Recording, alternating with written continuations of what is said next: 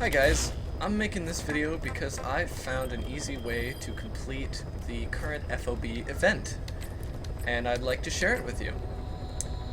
The FOB event is a special FOB mission where you don't risk getting re-invaded if you lose, so it's a great way for new people, like I was a few days ago, to start trying to actually complete FOB missions, and you get cool stuff like weapon colors and swimsuits and Citrolus, which actually isn't blue, it's like a forest green and red camo, but it shows up here as blue, so a little interesting thing to know.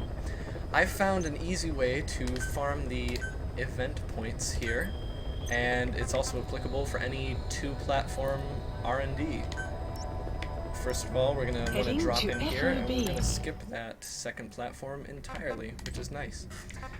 As far as equipment, we're bringing a rifle that doesn't matter, so just pick the least expensive one. You need a silenced tranquilizer sniper, and you need a silenced tranquilizer pistol.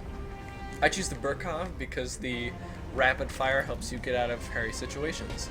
And if you can't headshot a guy, you can just riddle him with tranquilizer bullets and he will eventually go down. Bionic arm, of course, doesn't matter because we're not going to be using any of the special abilities. Support weapons, items, tools, we're not going to be using any of those, so those don't matter. Use Snake because he's the most consistent, and the bonus you would get for using anybody else doesn't apply to event points. Square because it helps you blend in on the metal of the FOB, and then a bandana because you're Snake. Why wouldn't you wear a bandana?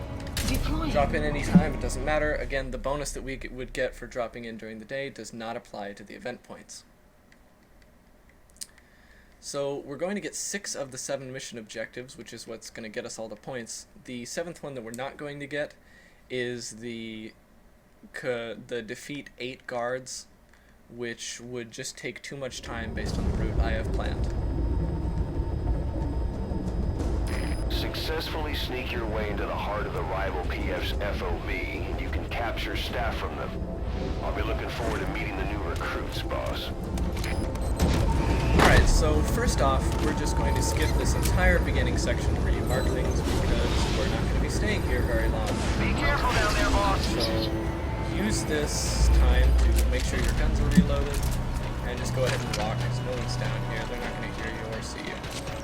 We get onto this vent, and this vent is actually a great place to start marking some targets up here. Usually one guy up there, and one guy on those stairs.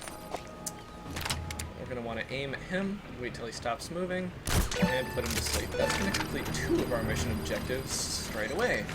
So we're off to a great start. There's probably a guy over there. If there isn't, don't worry about it.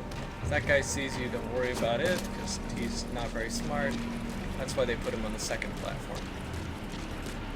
So when we walk over here, there might be another guy or 2 over here. Complete.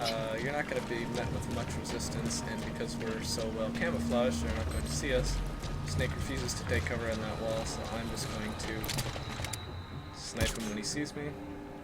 Make sure to do this with the pistol, because we need to take down 3 guards with our silenced tranquilizer pistol. Over here, since there was no one on the lower level, there's probably someone in this hallway. There isn't. So just keep an eye out, but we can start walking. No one's positioned in the middle, because, like, you know, we'll position the guards on the outside. It's smart.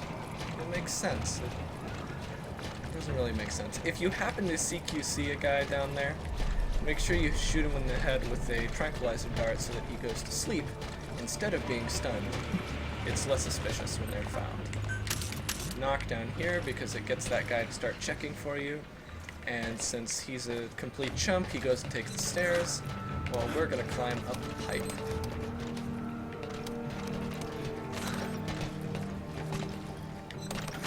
Make sure you're not seen, because if you're seen on this pipe, there's absolutely no way you're going to be able to get off it and shoot a guy in the time it takes for him to yell out. Now, we're going to go up these stairs, and even though it leads to a dead end, you can see that pipe over there. We're just going to drop down onto it. And we're not going to hug it like that last time. That was weird.